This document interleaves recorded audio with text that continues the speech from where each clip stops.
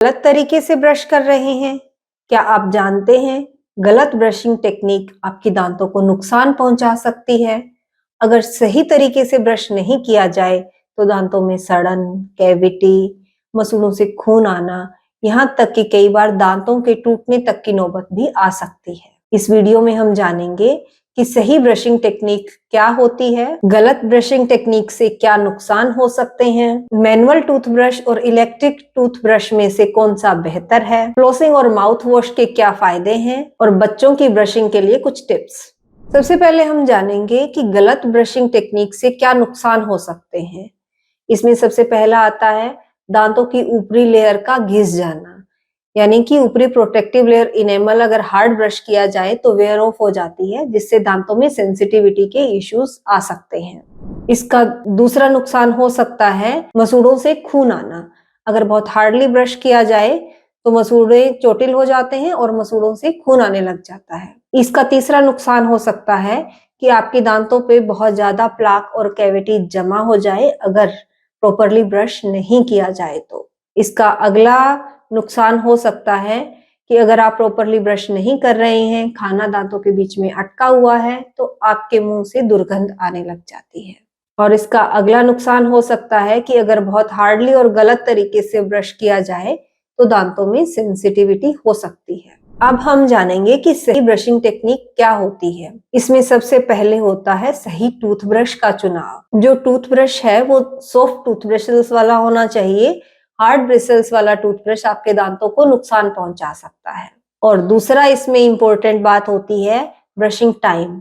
हमें दिन में 2 बार ब्रश करना है और 2 मिनट तक प्रॉपरली दांतों को क्लीन करना है।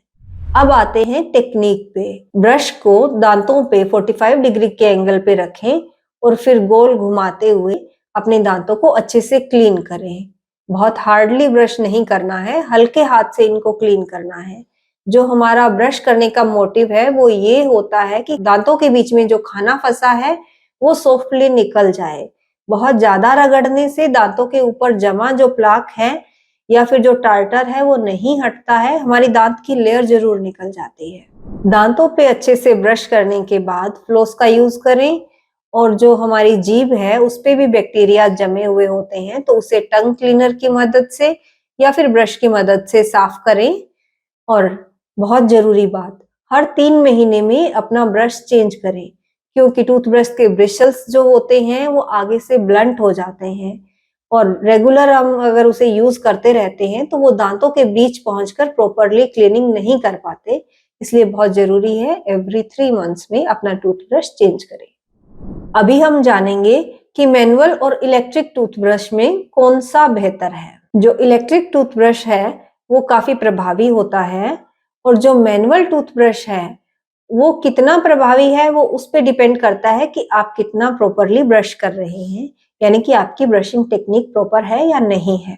इसका दूसरा अंतर ये होता है कि जो इलेक्ट्रिक टूथब्रश है उसमें 2 मिनट का टाइमर लगा हुआ होता है और मैनुअली टूथब्रश करते टाइम आपको टाइम का ध्यान रखना होता है। जो इलेक्ट्रिक टूथब्रश है वो बच्चों और एज्ड लोगों के लिए ज्यादा ठीक रहता है, क्योंकि उसके लिए उनको कम मेहनत करनी पड़ती है और मैनुअल टूथब्रश में थोड़ी मेहनत करनी पड़ती है।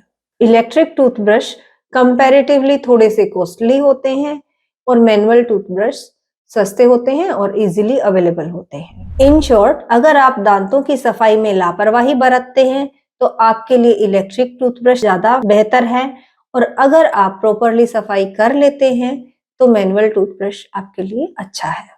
अभी हम जानेंगे कि ब्रशिंग के साथ फ्लोसिंग का क्या महत्व है। जो डेंटल फ्लोस है उससे दांतों के बीच फंसी हुई सारी गंदगी निकल जाती है। ब्रश करने से हमारे दांतों का 60% एरिया तो क्लीन हो जाता है, लेकिन दांतों के बीच का 40% एरिया जो है वो फ्लोस से ही क्लीन होता है। जब डेंटल फ्लोस से दांतों के बीच का जमा सारा प्लाक और टार्टर निकल जाता है, दांतों की प्रॉपर सफाई होने से मसूड़े मजबूत बनते हैं और कैविटी होने के चांसेस नेग्लिजिबल हो जाते हैं। अभी हम जानेंगे कि माउथ वॉश का क्या महत्व है। माउथ वॉश हमारे ओरल कैविटी के बैक्टीरियाज को खत्म करता है और सांसों में ताजगी देता है और फ्लोराइड युक्त माउथ वॉश यूज करने से दांतों में कैविटी होने के चांसेस भी कम हो जाते हैं। अभी हम जानेंगे बच्चों की दांतों की ब्रशिंग के लिए कुछ टिप्स। जब आपका बच्चा 1 से 3 साल का हो तो उसे ब्रश करवाएं दिन में 2 बार। जब बच्चा 3 से 6 साल का होता है तो उसे सही ब्रशिंग टेक्निक इंट्रोड्यूस करवाएं। जब बच्चा 6 साल या उससे ऊपर का हो जाता है तो उसे खुद से ब्रश करने दें, लेकिन उसकी निगरानी रखें कि वो प्रॉपरली ब्रश कर रहा है। जब भी बच्चा कुछ मीठा खाता है या स्टिकी फूड खाता है तो उसके तुरंत बाद उससे कुल्ला करवाएं और दांतों को क्लीन करवाएं और 6 महीने में एक बार डेंटिस्ट को विजिट करें। अगर आप सही तरीके से ब्रशिंग नहीं कर रही हैं तो आज ही इसे सुधारें और फ्लोसिंग और माउथ वॉश के यूज से दांतों को लंबे समय तक मजबूत रखा जा सकता है, तो उनकी भी हैबिट डालें। अगर आपको ये वीडियो पसंद आया हो तो इसे लाइक करें, शेयर करें, सब्सक्राइब करें।